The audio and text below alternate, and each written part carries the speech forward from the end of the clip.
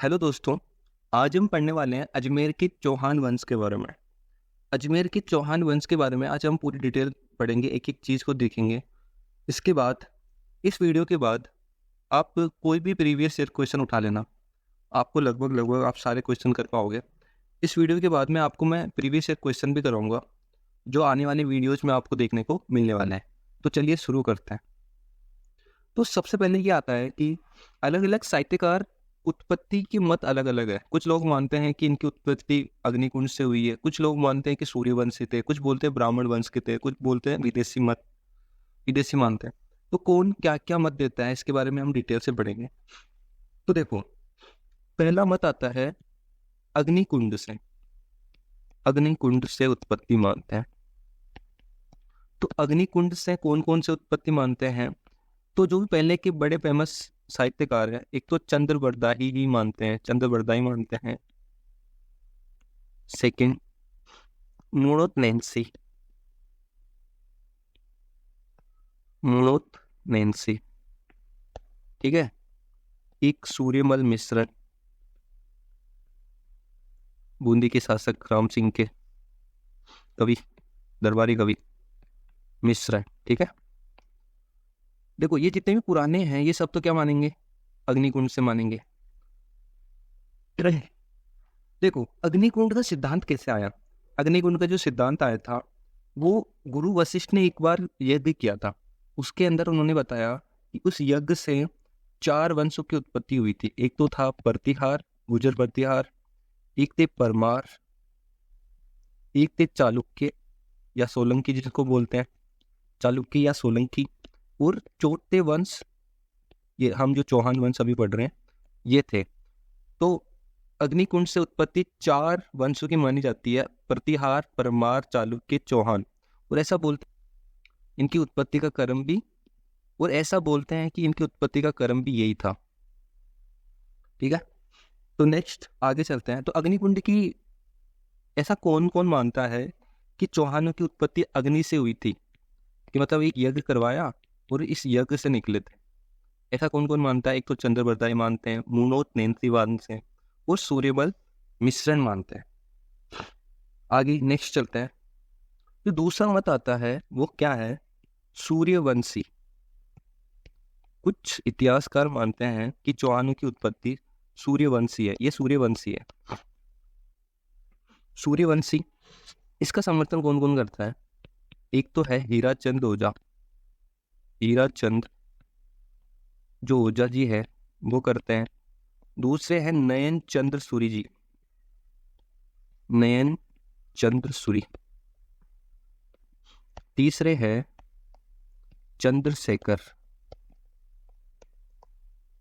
ठीक है। अब इसको याद कैसे करेंगे कि किसने किसका समर्थन किया? तो देखो, सूर्यवंश से किसने माना? एक तो देखो, याद करने की ट्रिक बता देता हूँ आपको इसमें। देखो, जो सूर्य है उसके समान ही तो हीरा चमकता है। जो हीरा होता है वो सूर्य के समान चमकता है। आंखें जो होती है वो भी सूर्य के समान चमकती है। और जो चंद्रमा है वो भी तो सूर्य से ही तो चमकता है, तो वो भी सूर्य के समान ही चमकता है। तो सूर्यवंश से किस किसने माना? हीराचंद ओझा ने, नयन चंद्र सूरी ने, और चंद्रशेखर ने। अब चंद्रशेखर ने तो अपनी रचना में ये बताया, कैसे पता चला कि चंद्रशेखर ने बताया? तो अपनी एक रचना थी इनकी, सुरजन चरित्र। तो ये पूछा जा सकता है कि सुरजन चरित्र किसकी रचना है?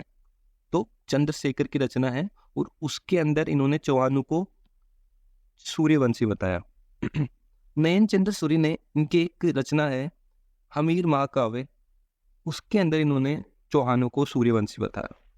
तो ये चीज क्लियर हो गई। आगे चलते हैं। नेक्स्ट आता है विदेशी। अब देखो, विदेशी कौन मानेगा? जो विदेश से होगा। विदेशी किस किसने माना? देखो, एक तो है जेम्स टोड, क्योंकि वो विदेशी थे तो वो तो यही मानेंगे ना कि हमारे यहाँ से ही थे। एक तो विदेशी हो गया जेम्स टोड, ठीक है। एक विलियम क्रुक, इन्होंने भी यही बोला कि विदेश से ही थे क्योंकि खुद विदेशी थे। एक वी ए स्मिथ, इन्होंने भी क्या माना कि चौहान विदेशी थे, वहां से आके यहाँ रहने लग गए। तो लेकिन जो वी ए स्मिथ है ये विदेशी तो मानते हैं, बट इन्होंने क्या एक पर्टिकुलर वर्ड यूज में लिया कि हुणों की संतान है ये। तो ये क्वेश्चन पूछ सकता है कि वीए इनमें से किसने चौहानों को हुणों की संतान बताया? किसने? वीए स्मिथ ने बताया। ठीक है। जेम्स टोड ने क्या कहा कि ये तो मध्य एशिया से आए थे, मध्य एशिया से आए और यहाँ रहने लग गए फिर। ठीक है, तो ये चीज है। इसके अलावा तो फोर्थ पॉइंट इसी में लिख देता हूँ।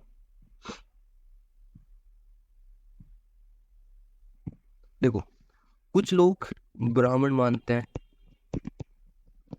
तो इसको याद करने का तरीका क्या है कि जो जो ब्राह्मण है वो इनको ब्राह्मण मानते हैं। जैसे दशरथ शर्मा, ठीक है, गोपीनाथ शर्मा और जान कवि। ये आपको ऐसे याद कर लेना, ब्राह्मण है या नहीं, लेकिन आपको ऐसे याद कर लेना है, जान कवि भी मानते हैं। इतना इंपॉर्टेंट नहीं है ज़्यादा, ये दोनों याद कर लेना आप, दशरथ शर्मा और गोपीनाथ शर्मा। ठीक है। बिजोलिया शिलालेख क्या बोलता है? देखो, 1170 के अंदर बिजोलिया शिलालेख भीलवाड़ा के अंदर मिला या रखा गया सोमेश्वर चौहान के समय। सोमेश्वर चौहान जो पृथ्वीराज तृतीय के पिता थे, इनके समय में 1170 में बिजोलिया शिलालेख, उससे क्या पता चलता है कि ये जो चौहान है ये भी ब्राह्मण है, कि ये ब्राह्मण है। ब्राह्मण भी कौन से? वत्स गोत्र ब्राह्मण है। तो बिजोलिया शिलालेख के अनुसार अजमेर के चौहान वंश को ब्राह्मण माना गया है। ठीक है। इसके लेखक कौन है? बिजोलिया शिलालेख के 1170 में जो बना, इसके लेखक है गुणभद्र। ये भी पूछ सकता है, पूछा जाता है। यहाँ से इंपोर्टेंट क्वेश्चन क्या क्या बना? एक तो ये बना कि ब्राह्मण कौन कौन मानता है? दशरथ शर्मा जी मानते हैं, गोपीनाथ शर्मा मानते हैं और जान कवि मानते हैं। तो दो याद करने हैं आपको। इसके अलावा जो 1170 के अंदर बिजोलिया शिलालेख सोमेश्वर चौहान के वक्त में रखा गया था, इसकी रचना गुणभद्र ने की थी, उसके अनुसार भी चौहानों को, अजमेर के चौहानों को वत्स गोत्रीय ब्राह्मण माना गया है। नेक्स्ट पॉइंट जो आता है वो क्या है?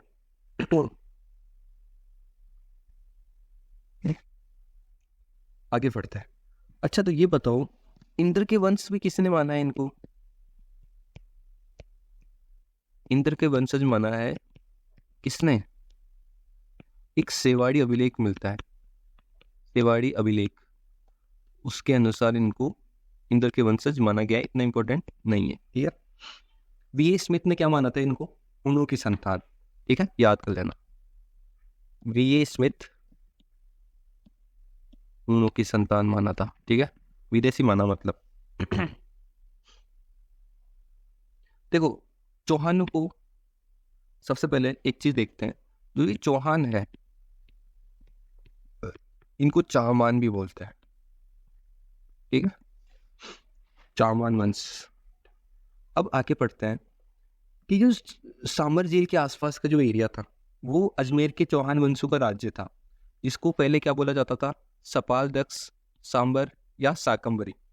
इसकी राजधानी क्या हुआ करती थी फिर? इसकी राजधानी हुआ करती थी आइस छत्रपुर, जो नागौर में आता है। इसके अलावा ये पूछे आपको कि जो चौहान है इनकी कुल देवी कौन सी है? तो साकंबरी माता है। नेक्स्ट आगे चलते हैं। वासुदेव चौहान। देखो, वासुदेव चौहान, सबसे इंपॉर्टेंट पहली बात तो यह है कि बिजोलिया शिलालेख हमें बताया कि 1070 के अंदर सोमेश्वर चौहान के वक्त में भीलवाड़ा में मिलता है बिजोलिया शिलालेख। तो इसके अनुसार सांबर झील का निर्माण किसने करवाया था? सांबर झील का निर्माण किसने करवाया था? बिजोलिया शिलालेख के अनुसार वासुदेव चौहान ने ही करवाया था। सेकंड चीज वासुदेव चौहान के लिए इंपॉर्टेंट है कि ये जो है ये चौहानों के आदि पुरुष है, मतलब यहीं से चौहान वंश की शुरुआत होती है। तो कब से?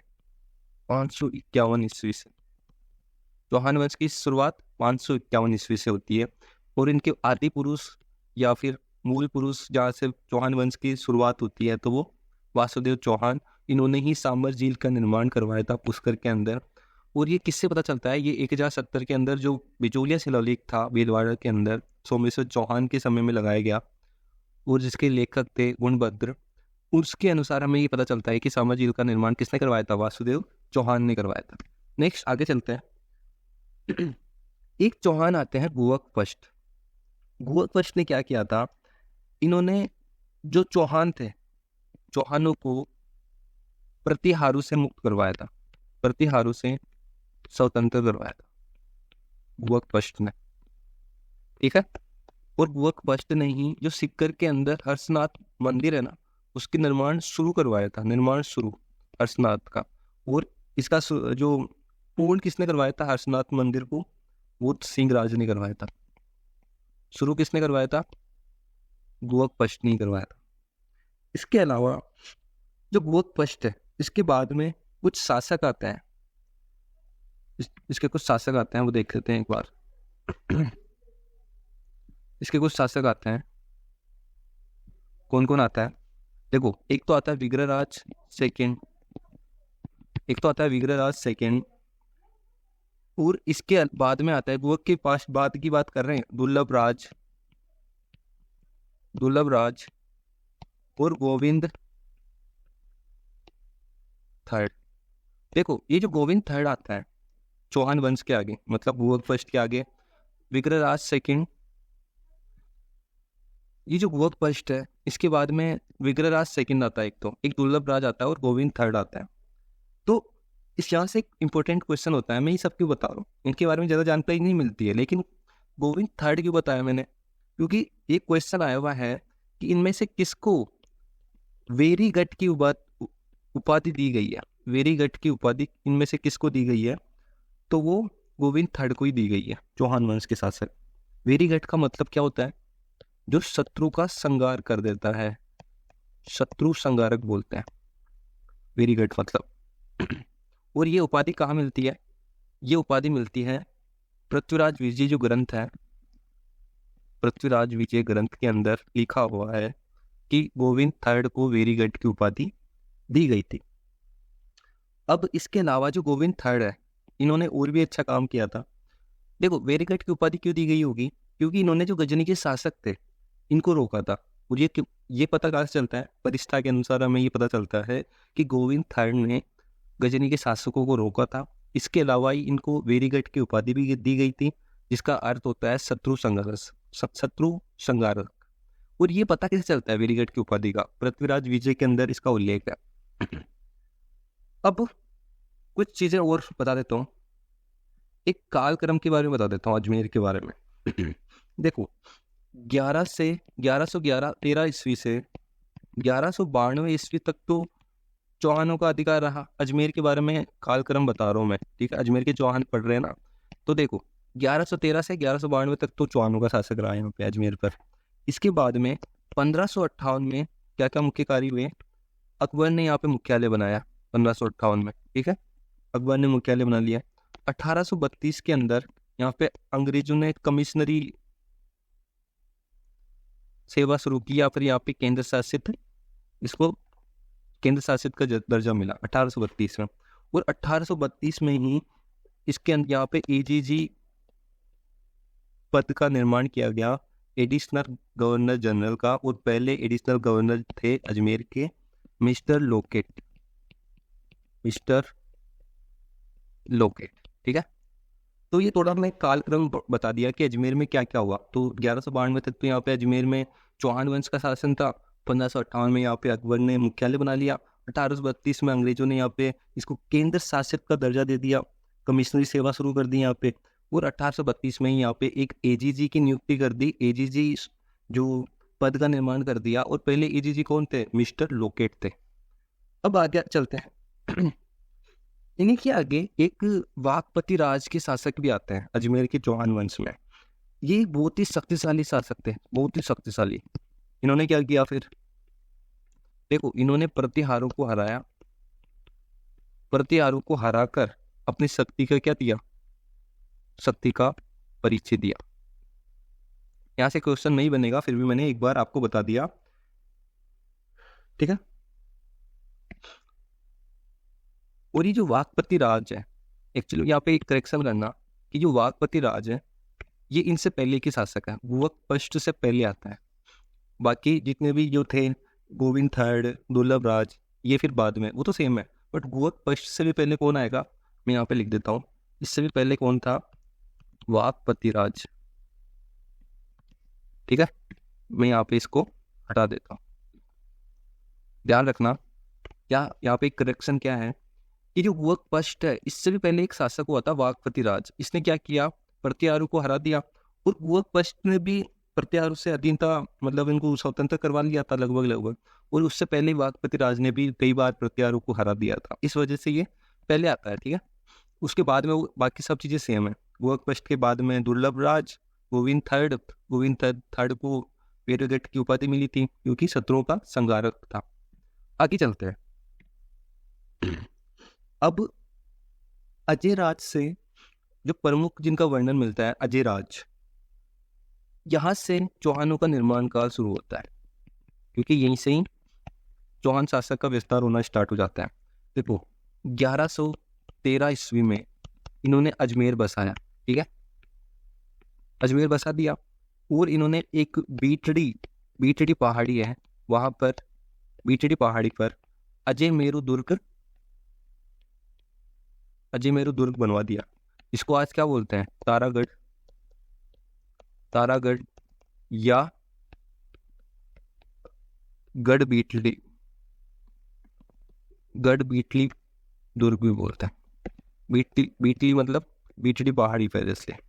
ठीक है, बीटली, ठीक है, बीटली पहाड़ी पर है इसलिए इसको गढ़ बीटली भी कहते हैं। ये राजस्थान का क्या है, राजस्थान का जिब्राल्टर है। ठीक है, राजस्थान का जिब्राल्टर है। ठीक है, ये चीज क्लियर होगी। इसके अलावा आगे नेक्स्ट चलते हैं, इसी के अंदर अजय राज के अंदर ही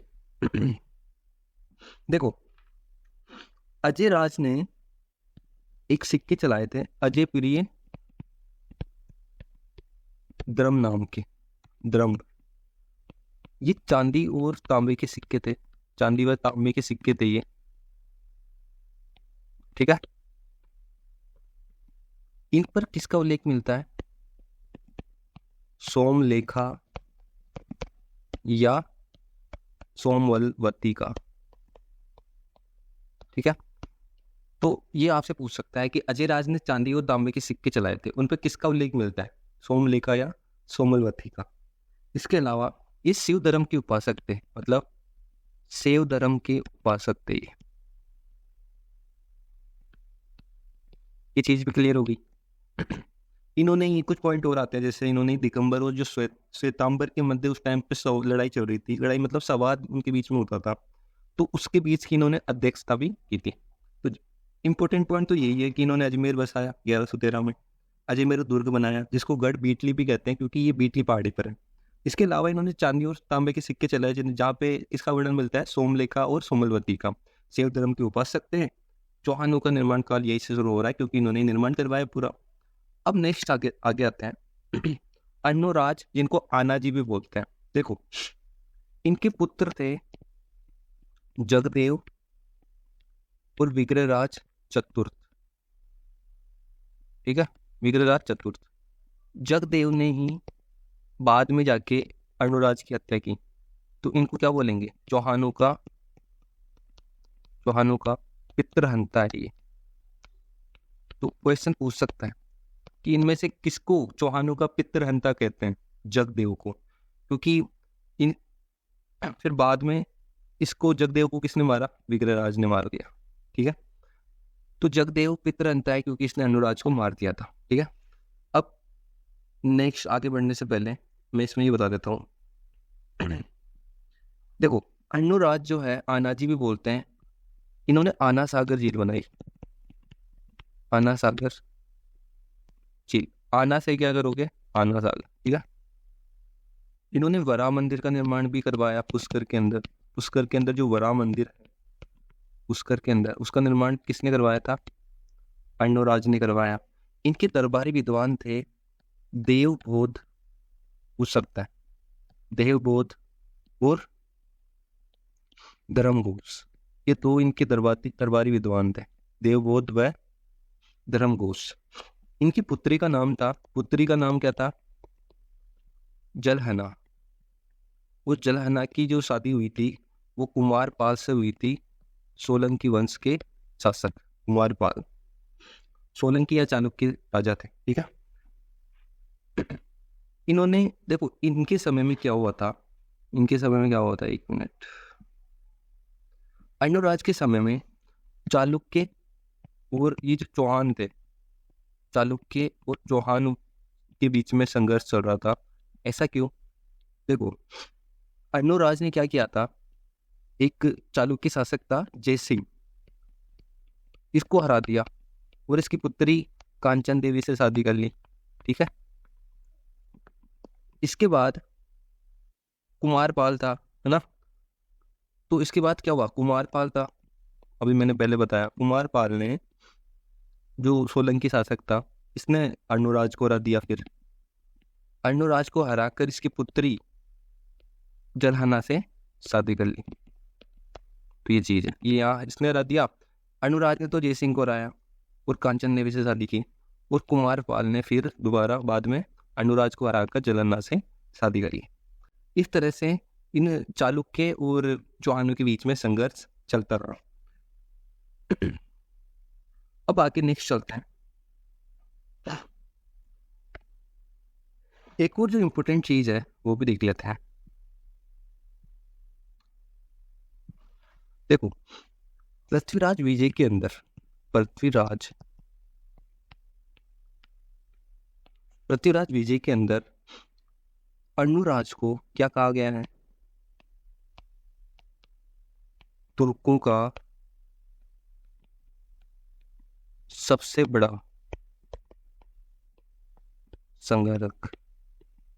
तो तुर्कों का सबसे बड़ा संघारक किसको कहा गया है पृथ्वीराज विजय के अंदर? अनुराज को। ये भी याद रखना। आगे चलते हैं नेक्स्ट। विग्रहराज फोर्थ, इनका दूसरा नाम क्या है? ठीक है, तो विग्रहराज फोर्थ, इनका दूसरा नाम क्या है? बीसल देव। इनके समय, इनका जो समय था वो चौहानों का क्या था? स्वर्ण काल। निर्माण काल तो कौन सा था? अजयराज का, जब दुर्ग वगैरह बने। देखो स्वर्ण काल वो होता है जब साहित्य, जिस टाइम पे राज्य फले फूले, शांति हो और साहित्य की रचनाएं काफी सारी हो, ठीक है, तो वो स्वर्ण काल कहलाता है। तो इनके समय में काफी सारी रचनाएं हुई, ठीक है। तो क्या क्या रचनाएं हुई उनके बारे में देख लेते हैं।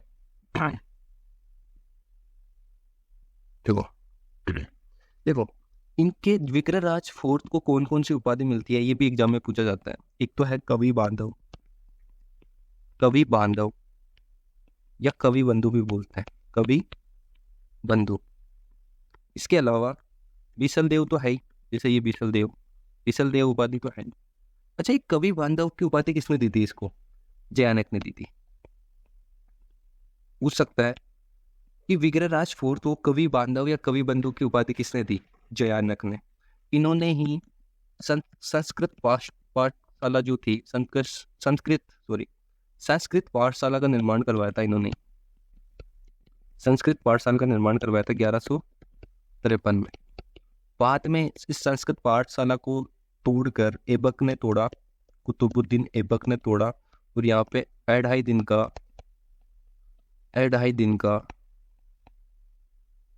झोपड़ा बना दिया, जो कितने कमरों का है? 16 कमरों का है, ठीक है। तो संस्कृत पाठशाला का निर्माण किसने करवाया था? विग्रहराज फोर्थ ने। विग्रहराज फोर्थ ने हरिकेली नाटक भी लिखा था। एक मिनट, इसको क्लियर ही कर देता हूँ ना।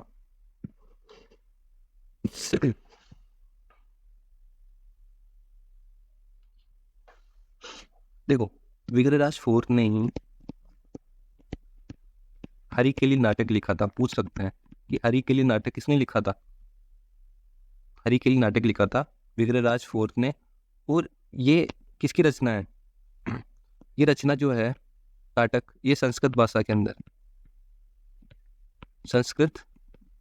अंदर है, ठीक है। इसके अलावा विग्रहराज फोर्थ ने ही जो बिशलपुर बांध है, बिशलपुर बांध तोक के अंदर, वहाँ पे जो शिव मंदिर बना हुआ है, शिव मंदिर, वो इन्होंने ही किया था, तभी तो इनका नाम बिसल देव है। बिसल देव के नाम पर तो है उसका नाम बिसलपुर। ठीक है, ये चीज़ें इंपॉर्टेंट है। इसके अलावा भी कुछ चीज पॉइंट आते हैं। देखो क्या पॉइंट आते हैं, इसको क्लियर कर दो पहले। है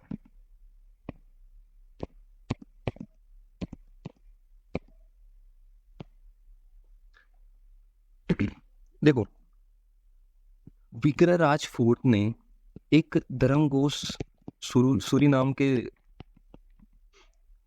धर्मघोष सूरी थे, उनके कहने पर इन्होंने पशु हत्या पर रोक लगा दी। पशु हत्या पर क्या कर दी, रोक लगा दी। किसके कहने पे, धर्मघोष सूरी पर। ये इतना इंपॉर्टेंट नहीं है, इंपॉर्टेंट है यहाँ पे क्या, वही बता देता हूँ इंपॉर्टेंट क्या है। ठीक है, इंपॉर्टेंट है यहाँ पे इनकी दरबारी कवि। एक तो कौन है,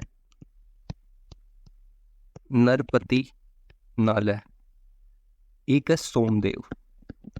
ये दोनों किसके दरबारी कवि हैं, विग्रहराज फोर्थ के। तो नरपति नालय की तो कौन सी रचना है, बिसल देव रासो, बिसल देव रासो। सोमदेव की है ललित विग्रहराज। देखो बिसल देव रासो के अंदर तो किसका वर्णन है, बिसल देव, एक तो बिसल देव और राजमती का। लेकिन ललित विग्रहराज के अंदर बिसल देव तो है, साथ में बेसल देवी का वर्णन है। ये कंफ्यूज करने के लिए आपको पूछ सकता है क्या, कि ललित विग्रहराज में बेसल देव के साथ कौन सी रानी का वर्णन है, तो देसल देवी दे देगा, राजवती दे देगा। तो कैसे याद करेंगे, देखो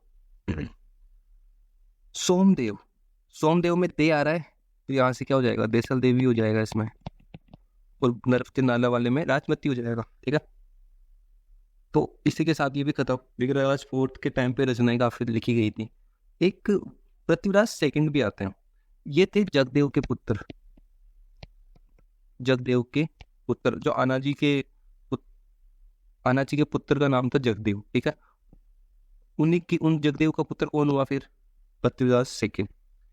इनके समय में जो सोमेश्वर जो चौहान थे, इन्होंने मूर्तिकला का विकास किया, मूर्तिकला का विकास किया। सोमेश्वर चौहान जो पृथ्वीराज तृतीय के पिता है, इसलिए इनको मूर्तिकला का जनक भी कहते हैं। अजमेर की मूर्तिकला का जनक इनको कहा जाता है, सोमेश्वर चौहान को।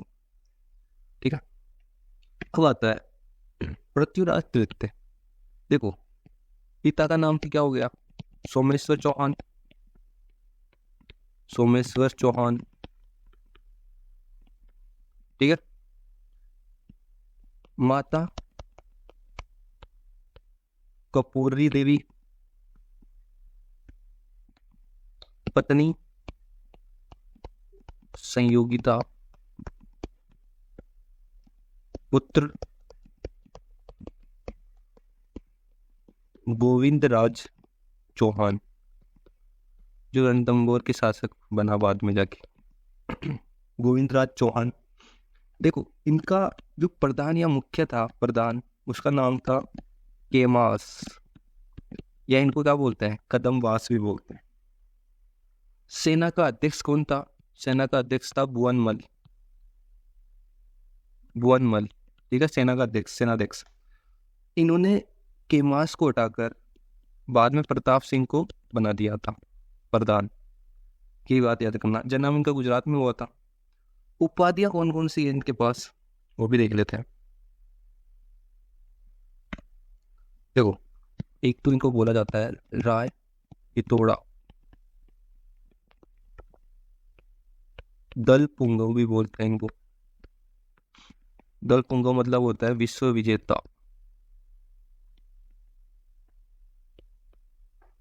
देखो पृथ्वीराज चौहान जो थर्ड है, इनकी चाचा का नाम था अपार गांगी। ठीक है, इसने क्या कर दिया था, विद्रोह कर दिया मतलब, और इसका पुत्र था नागार्जुन। अपार गांगी का पुत्र कौन था, नागार्जुन। अब इसने क्या किया, नागार्जुन ने नागार्जुन ने जाके गुड़गांव पे अधिकार कर लिया।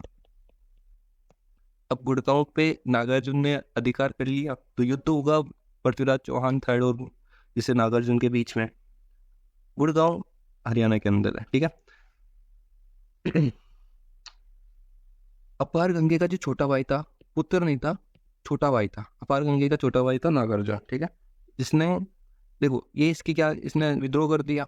विद्रोह करने के बाद नागार्जुन ने गुड़गांव के अंदर जहाँ पे पृथ्वीराज चौहान का अधिकार हुआ करता था वहाँ पे जाके इसने अधिकार कर लिया। तो अब इन दोनों के बीच में युद्ध होगा, ठीक है। गुड़गांव का युद्ध, गुड़गांव का युद्ध कब हुआ? 1178 ईस्वी में। किस किस के बीच में? पहले मैंने बताया किस किस के बीच में होगा, पृथ्वीराज थर्ड और नागार्जुन के बीच में। क्यों हुआ? क्योंकि नागार्जुन ने विद्रोह करके, जो अपार गंगे का छोटा भाई था, इसने विद्रोह करके गुड़गांव पे क्या कर लिया? अधिकार कर लिया। तो पृथ्वीराज चौहान ने वापस लेने के लिए जमीन, अपना राज्य यहाँ से, इसको युद्ध में हरा दिया। हारा कौन? नागार्जुन, और विजयी हुआ पृथ्वीराज चौहान। अब आगे चलते हैं। देखो जो महोबा और तुमुल का युद्ध और एक आता है बंडानको का दमन। उससे पहले एक चीज और देख लेते हैं कि जो पृथ्वीराज चौहान थे, इनके मौसेरे भाई का नाम था, मौसेरा भाई था इनका जयचंद गढ़वाल। जयचंद गढ़वाल, और ये कन्नौज का शासक था। कन्नौज का शासक था, यूपी के अंदर आता है। इसने क्या किया? मौसेरा भाई था, पृथ्वीराज चौहान ने जाके इसकी पुत्री संयोगिता से शादी कर ली। इससे क्या हो गया? जयचंद गढ़वाल नाराज हो गया।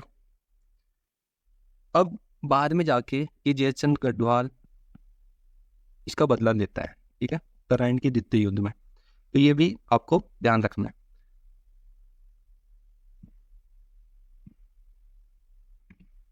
नेक्स्ट आगे चलते हैं। देखो महोबा या तुमुल का युद्ध, महोबा तुमुल कहाँ पे पड़ता है? यूपी के अंदर, यूपी के अंदर पड़ता है, ठीक है, उत्तर प्रदेश के अंदर। ये वहां पे एक चंदेल शासक था, ठीक है। महोबा का शासक कौन था? एक चंदेल था जिसका नाम था परमर्दिदेव चंदेल। और पृथ्वीराज चौहान के बीच में, पृथ्वीराज पी लिख देता हूँ, P3, पृथ्वीराज चौहान के बीच में युद्ध हुआ। जाहिर सी बात है पृथ्वीराज चौहान काफी शक्तिशाली थे, तो इन्होंने इसको हरा दिया। पृथ्वीराज चौहान विजयी थे। महोबा या तुमुल का युद्ध कब हुआ? 1182 के अंदर। ये पूछा जा सकता है कि महोबा या तुमुल का युद्ध किस किस के बीच में हुआ? परमर्दिदेव चौहान और पृथ्वीराज चौहान के बीच में हुआ, और इन्होंने इसको हराया। इसके बाद पंजू राय को यहाँ का शासक बना दिया। पंजू राय को यहाँ का शासक बना दिया। पंजू राय कहाँ के थे? पंजू राय थे कछवा वंश से संबंधित है, ठीक है। पंजू राय को शासक बना दिया यहाँ पे, ठीक है। इसके अलावा सेनापति कौन था फिर यहाँ पे? पृथ्वीराज चौहान के सेनापति का नाम थे आला और उदल। आला और उदल इनके सेनापति थे, ये भी पूछा जाता है बहुत बार। आला और उदल किसके सेनापति थे? पृथ्वीराज चौहान के। नेक्स्ट आगे चलते हैं। बंडानको का प्रभाव भी देख लेते हैं, दमन कैसे किया। देखो यहाँ से दो इंपॉर्टेंट क्वेश्चन बनते हैं। देखो बंडानको का प्रभाव कहाँ कहाँ पर था? गुड़गांव वाले एरिया पे, हिसार मतलब हरियाणा में, हिसार, भरतपुर, ये वाला एरिया था, ठीक है। हरियाणा वाले एरिया में बंडानको का मतलब प्रभाव हुआ करता था उस टाइम पे। तो 1182 के अंदर ही इसने क्या किया? पूरे इन बंडानको को वहां से हटा दिया, मतलब उनका दमन कर दिया 1182 के अंदर। और ये उल्लेख, इस चीज का उल्लेख कहाँ मिलता है? इसका उल्लेख मिलता है खच्चर गच्चों की पट्टावली में। और ये रचना किसकी है? जिनपाल की। ये पूछा जाता है बहुत बार, अगर डिफिकल्ट पेपर बना तो उसमें ये पूछेगा कि बंडानको का दमन पृथ्वीराज चौहान तृतीय ने किया था। इसका वर्णन कहाँ मिलता है? खच्चर गच्चों की पट्टावली में मिलता है। और ये रचना किसकी है? जिनपाल की है, इंपोर्टेंट है। अगर अच्छा क्वेश्चन बनेगा तो यहाँ से आएगा। खच्चर गच्छों की पटावली किसकी है? जिनपाल की। नेक्स्ट आगे चलते हैं। एक देखो अब आता है, इससे पहले हालांकि नागौर का युद्ध भी हुआ था। नागौर का युद्ध हुआ था इससे पहले, वो हुआ था 1184 में। तो 1182 में क्या क्या हुआ? तो 1182 में एक तो महोबा तुमुल का युद्ध हुआ चंदेलों के और पृथ्वीराज विजय के बीच में। उसके बाद 1182 के आसपास इसने बंडाणकों का दमन भी कर दिया। 1184 के अंदर इसने, देखो 1184 में नागौर का युद्ध हुआ, क्यों हुआ? क्योंकि इसने क्या किया था, आबू के शासक थे जैत्र सिंह, इसकी पुत्री थी इच्छिनी, उससे शादी कर ली थी। और उस इच्छिनी की शादी ऑलरेडी किस कई और हो रखी थी, भीमदेव के साथ फिक्स हो रखी थी। उस वजह से भीमदेव ने पृथ्वीराज चौहान से लड़ाई की और पृथ्वीराज चौहान विजयी रहे यहाँ पे। तो नागौर का युद्ध क्यों हुआ? इच्छिनी प्रकरण के कारण हुआ। इच्छिनी प्रकरण के कारण हुआ क्योंकि इच्छिनी जो राजकुमारी थी, इसकी शादी भीमदेव से फिक्स हो गई थी, लेकिन पृथ्वीराज चौहान ने शादी कर ली। इस वजह से भीमदेव चौहान ने पृथ्वीराज चौहान से लड़ाई की और हार गए। ठीक है, अब बात आती है यहाँ पे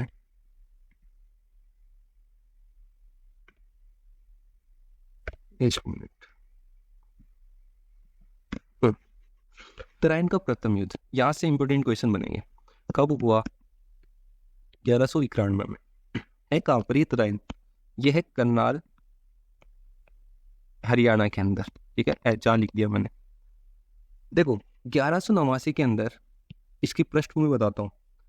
1189 के अंदर मोहम्मद गोरी ने बठिंडा पर आक्रमण कर दिया। ठीक है, बठिंडा पर आक्रमण कर दिया और यहाँ पे बठिंडा का युद्ध हुआ पृथ्वीराज चौहान और इसके बीच में, मोहम्मद गोरी के बीच में, और पृथ्वीराज चौहान यहाँ पे जीत गए। ठीक है, बठिंडा के युद्ध में। अब बठिंडा के युद्ध के अंदर पृथ्वीराज चौहान ने हरा तो दिया उनको, यहीं से पृष्ठभूमि तैयार हुई किसकी? तराइन के प्रथम युद्ध की। शुरुआत हुई 1189 में। बठिंडा पे आक्रमण कर दिया किसने? मोहम्मद गोरी ने। और फिर पृथ्वीराज चौहान ने मोहम्मद गोरी को यहाँ से हरा दिया।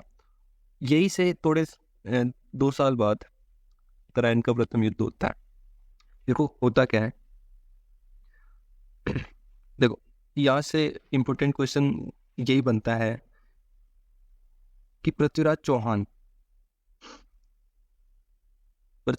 और मोहम्मद गोरी के बीच में हुआ था ये तराइन का प्रथम युद्ध। कहाँ पड़ता है? करनाल, हरियाणा के अंदर।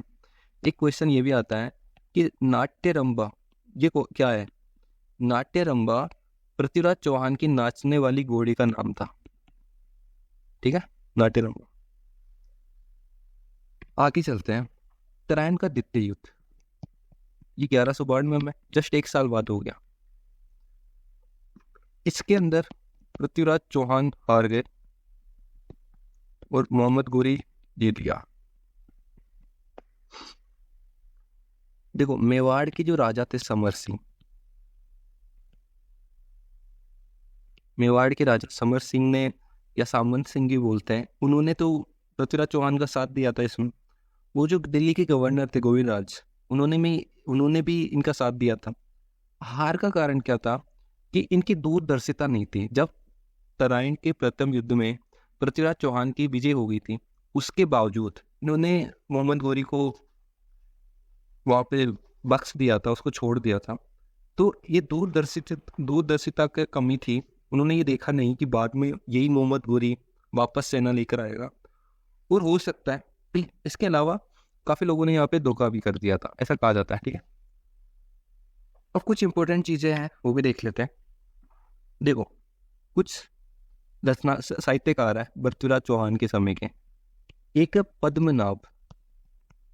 पद्मनाभ कौन है? ये इनके दरबारी कवि है। दरबारी कवि है पृथ्वीराज चौहान तृतीय के। ठीक है, पद्मनाभ।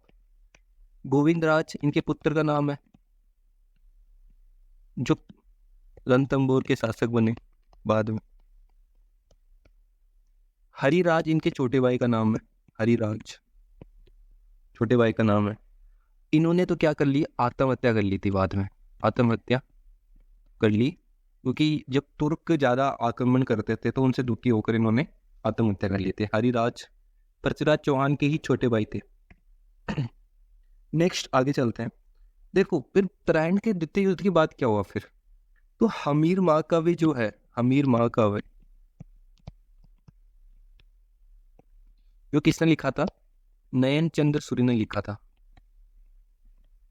इनके अनुसार तो क्या है कि भाई इनके अनुसार तो पृथ्वीराज चौहान जो तृतीय है, इनको मोहम्मद घोरी ने क्या कर लिया, कैद कर लिया और फिर बाद में इसकी हत्या कर दी। ठीक है, तो हमीर महाकाव्य के अनुसार तो पृथ्वीराज चौहान तृतीय को कैद कर लिया गया था और बाद में इसको मार दिया गया था। बाद में पृथ्वीराज प्रबंध जो महाकाव्य रचना है, पृथ्वीराज प्रबंध के अंदर क्या पता चलता है, पृथ्वीराज प्रबंध के अनुसार, इसके अनुसार जो उत्तरायण का द्वितीय युद्ध हुआ उसमें घोरी ने इनको कैद में बना लिया और अजमेर लेके आ गए इसको, अजमेर ले आए इसको। ठीक है, अजमेर लाकर अपने सामने ही इनको शासन करने के लिए, मतलब इनके अधीन होकर इन्होंने शासन करवाया। मोहम्मद घोरी के अधीन होकर पृथ्वीराज चौहान ने शासन किया।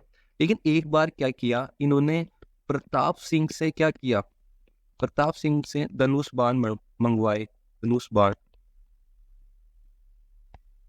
लेकिन प्रताप सिंह ने किसको दे दी सूचना, घोरी को सूचना दे दी और मोहम्मद घोरी ने पत्र गिरवाकर इस पृथ्वीराज चौहान जी का मार दिया, उन्हें पत्र गिराकर मार दिया गया। ऐसा कौन बोलता है, पृथ्वीराज प्रबंध ऐसा कहता है। आगे चलते हैं। हसन निजामी क्या कहते हैं, हसन निजामी जिनकी रचना है ताज उल मासिर जिनकी रचना है, इनके अनुसार घोरी ने पृथ्वीराज थर्ड को कैद कर लिया था। तो यहाँ पे भी इसका वर्णन कैद करने के बारे में बता रहा है कौन, हसन निजाम। अब लास्ट एक और देख लेते हैं गोपीनाथ शर्मा का। गोपीनाथ शर्मा क्या कहते हैं, गोपीनाथ शर्मा कहते हैं, गोपीनाथ शर्मा इनके अनुसार ये कहते हैं कि वहां से अजमेर से एक मुद्रा मिलती है। इस मुद्रा के एक भाग में, मतलब आगे वाला हिस्सा या पीछे वाला हिस्सा ऐसा मान लो, तो आगे वाला जो हिस्सा है यहाँ पे तो पृथ्वीराज का, ठीक है, और जो इसका पीछे वाला हिस्सा है, पीछे वाला जो बेक है, बेक वाला पीछे वाला हिस्सा, यहाँ पे मोहम्मद घोरी का संकेत मिलता है, वहां पे उसका नाम मिलता है। ठीक है, तो इससे क्या पता चलता है, मुद्रा मिलती है, इससे क्या पता चलता है कि ये आश्रित होकर शासन कर रहे थे पृथ्वीराज चौहान मोहम्मद घोरी के। तो गोपीनाथ शर्मा के अनुसार अजमेर से एक मुद्रा मिलती है, उसके अंदर एक तरफ तो पृथ्वीराज चौहान का वर्णन है और दूसरी तरफ मोहम्मद घोरी का नाम अंकित है। इससे ये पता चलता है कि इन्होंने आश्रित रहकर शासन किया। इसी के साथ ये अजमेर के चौहान वंश मैंने पूरा करवा दिया। इसके क्वेश्चन मैं आने वाले वीडियोस में करवा दूंगा, जिससे आपकी तैयारी और अच्छी हो सके। वीडियो देखने के लिए धन्यवाद।